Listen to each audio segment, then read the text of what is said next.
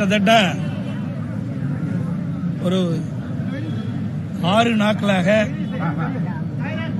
அண்ணா பல்கலைக்கழகத்தில் படிக்கின்ற மாணவி பாலியல் வன்கொடுமைக்கு ஆளாக்கப்பட்ட செய்தி தமிழகம் முழுவதும் ஏன் இந்திய அளவில் பேசப்படுகிற ஒரு செய்தியாக இருக்கின்றது.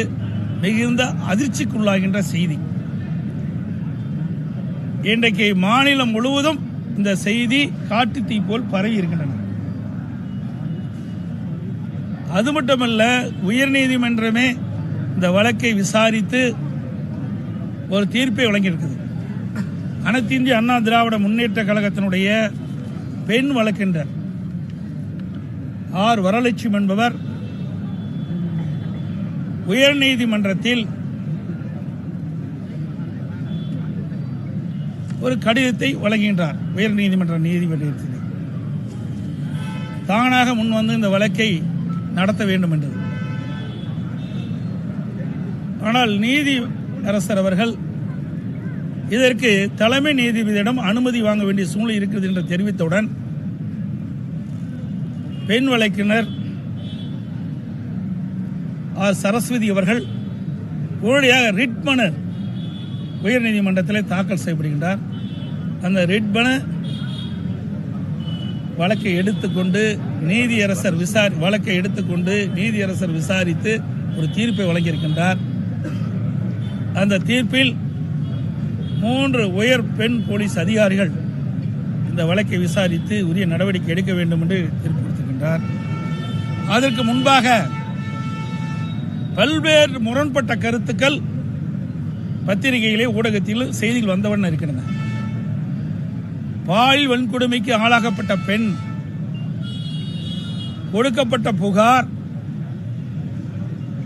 இன்றைக்கு ஊடகத்தின் வாயிலாக பத்திரிகையின் வாயிலாக வெளிவந்தது எப்படி? இது ஒரு தவறான முன்னுதாரணமாகிவிட்டது. சட்டத்துக்கு புறம்பாக இது உள்ளது.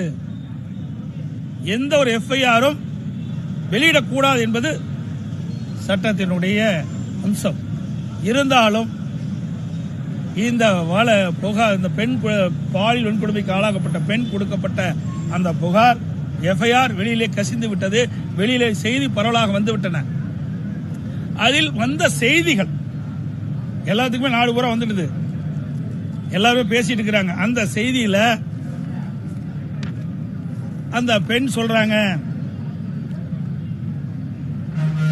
அந்த சார் கூட கொஞ்ச நேரம் இரு அப்படின்னு சொல்றதாக செய்திகள். அந்த சார் யார் அந்த சார்? மக்கள் கேட்கின்றார்.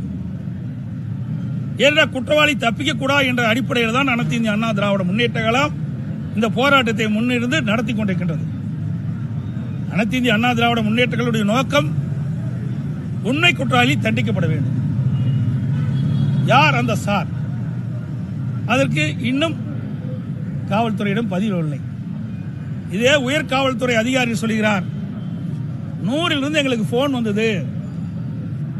அந்த புகாரின் அடிப்படையிலே அண்ணா பல்கலைக்கழகத்துக்கு செல்றோம். அந்த பாலியல் ஆளாக்கப்பட்ட பெண்ணும் அங்க இருக்கிற போஸ்ட் குழுவில் இடம்பெற்றிருக்கிற ஒரு பேராசிரியரும் சேர்ந்து இந்த புகாரை அளிக்கின்றார்கள் அப்படி என்று காவல்துறையுடைய ஆணையாளர் சொல்கிறார். அடுத்த நாள்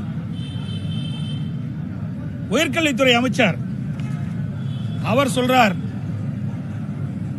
அவர் அப்படி போஸ்ட் குழுவில் இருக்கிற உறுப்பினர் அப்படி புகார் கொடுக்கவில்லை என்று மறுக்கிறார். முன்னைக்கு காவல்துறை ஆணையாளர் அப்படி சொல்றார்.